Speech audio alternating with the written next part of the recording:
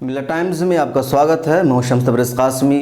पूरे हिंदुस्तान में और ख़ास तौर पर मुसलमानों के दरमियान 2 हफ्ता से ये अफवाह फैल रही है कि पूरे मुल्क में एनआरसी होगी और मुसलमानों को निशाना बनाया जाएगा। जिस तरह आसाम में हुआ है उस तरह यहाँ भी होगा और शहरियत के सबूत के लिए कई सारे दस्तावेज़ात मांगे जाएंगे। कहा जाएगा 1951 में आप शहरी थे नहीं थे, आपके बाप दादा कौन थे, उसको साबित कीजिए।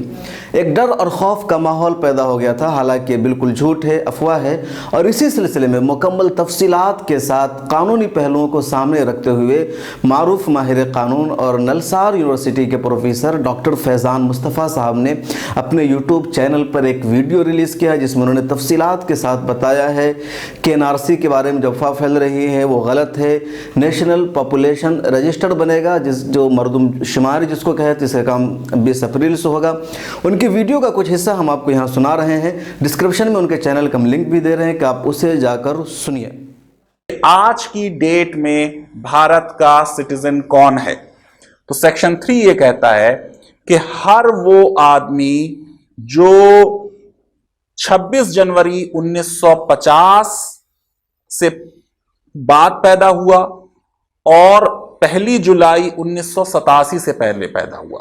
26 जनवरी 1950 से 1 जुलाई 1987 के बीच जो भी हिंदुस्तान में पैदा हुआ वो इंडियन सिटीजन है।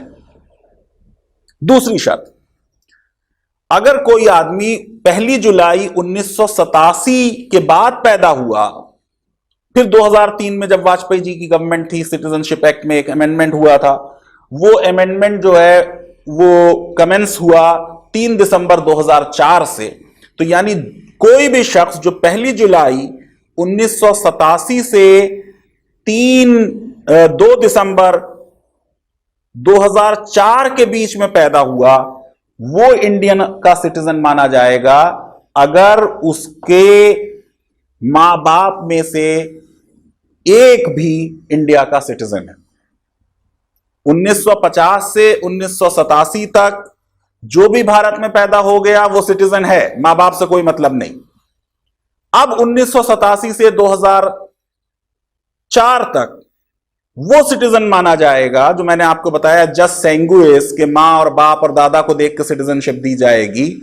ये देखा जाएगा कि दोनों में से, मां बाप में से एक इंडिया का सिटीजन हो। तीसरी चीज, जो 2002 से जब ये आ गया कमेंसमेंट में 3 दिसंबर 2004 से 2003 वाला अमेंडमेंट, तो जो लोग 2003 के बाद हिंदुस्तान में पैदा हुए हैं उनको इंडिया का सिटीजन जब माना जाएगा। अब ये शर्त सख्त कर दी गई कि मां बाप में से एक इंडिया का सिटीजन हो, नहीं, अब दोनों इंडिया के सिटीजन हो तो उनको सिटीजनशिप मिल जाएगी। ये एक कैटेगरी हो गई। तो हर वो आदमी जो 2003-4 के बाद पैदा हुआ, 2003 के अमेंडमेंट के हिसाब से, अगर उसके दोनों मां बाप हिंदुस्तानी हैं तो वो इंडिया का सिटीजन माना जाएगा। एक और इसमें बात क्लॉज डाली गई कि अगर उसके दोनों मां बाप हिंदुस्तानी सिटीजन नहीं है तो अगर उसका एक दोनों में से इंडिया का सिटीजन है और दूसरा इलीगल इमिग्रेंट नहीं है तो उसको इंडियन सिटीजनशिप मिल जाएगी, इंडिया का सिटीजन, उसको शहरी माना जाएगा। और इलीगल इमिग्रेंट वो है जो हिंदुस्तान में एंटर किया या घुसा जिसके पास वीजा नहीं था या कोई वैलिड ट्रेवल डॉक्यूमेंट नहीं था, वो आदमी जो है वो इलीगल इमिग्रेंट माना जाएगा। तो कौन है आज भारत का सिटीजन? हर वो शख्स जो 1950 से 1987 के बीच भारत में पैदा हुआ, हर वो शख्स जो 1987 से 2004 के बीच भारत में पैदा हुआ और उसके मां बाप में से एक भारत का शहरी था। जो लोग 2004 के बाद भारत में पैदा हुए, या तो उनके दोनों मां बाप भारत के शहरी हों या उनमें से एक शहरी हो और दूसरा इलीगल इमिग्रेंट ना हो। अब रामनाथ कोविंद जी जो हमारे प्रेसिडेंट हैं, इन्होंने जब नई लोकसभा बनी तो 20 जून को उसको एड्रेस किया और उसमें उन्होंने नेशनल पॉपुलेशन रजिस्टर का जिक्र किया।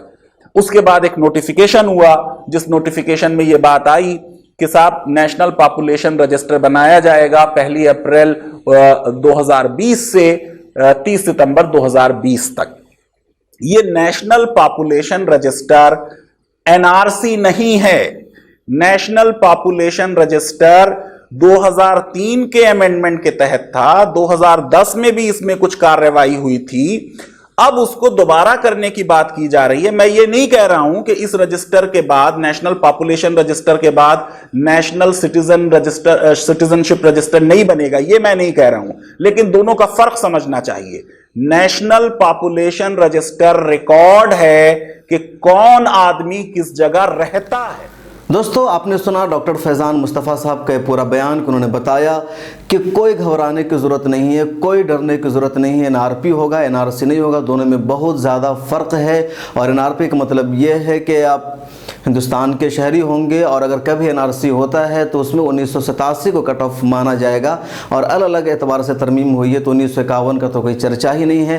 तो एक जो डर और खौफ का माहौल फैलाया जा रहा है उसको ख़त्म कीजिए। और हमारी आपसे दरख्वास्त होगी कि इस वीडियो को, इस तरह की जो न्यूज़ आई है मिलत टाइम्स की उर्दू वेबसाइट पर शाया हुई है, हिंदी में भी शाया हुई है, या ख़ुद फैज़ान मुस्तफ़ा साहब की जो वीडियो है उसको ज़्यादा से ज़्यादा लोगों तक पहुँचाइए ताकि इस तरह का हंगामा पैदा ना हो, खौफ पैदा ना हो और लोग पुरअमन माहौल में रहे। फैज़ान मुस्तफ़ा साहब ने एक अच्छी बात कही है कि इस तरह की जो अफवाह फैल रही है सरकार के ख़िलाफ़ भी एक तरह से एक साजिश है और सरकार से डराने की कोशिश की जा रही है। आपको याद होगा कि कुछ दिनों पहले उर्दू अखबार के क्लिप गर्दिश कर रही थी जिसमें उसने लिखा था कि पूरे हिंदुस्तान में होगी एनआरसी और मुसलमान होंगे निशाने पर। तो ये सही नहीं है। हुकूमत और मुसलमानों के दरमियान एक तरह से नफ़रत फैलाई जा रही है। हुकूमत को कोऑपरेट करना भी मुसलमानों की जिम्मेदारी है, तमाम शहरियों की जिम्मेदारी है और ये मरदमशुमारी होगी, हमेशा होती रही है। इन्हीं बातों के साथ मैं आपसे रुखसत चाहता हूँ। आपसे फिर दरख्वास्त होगी कि स्पेशल रिपोर्ट दोस्तों तक, दूसरों तक ज़्यादा से ज़्यादा पहुँचाइए और किसी भी तरह के अफवाह को फैलने मत दीजिए। मिलत टाइम्स की वीडियोस देखने के लिए यहाँ क्लिक करके सब्सक्राइब करें और हाँ, बेल आइकन जरूर दबाएं। अगर फेसबुक पर देख रहे हैं तो पेज लाइक करें। ताज़ा तरीन खबरों और मज़ामीन के लिए विजिट करें हमारी वेबसाइट www.millettimes.com। हमारी ये वेबसाइट उर्दू, हिंदी, इंग्लिश तीनों लैंग्वेज में मौजूद है।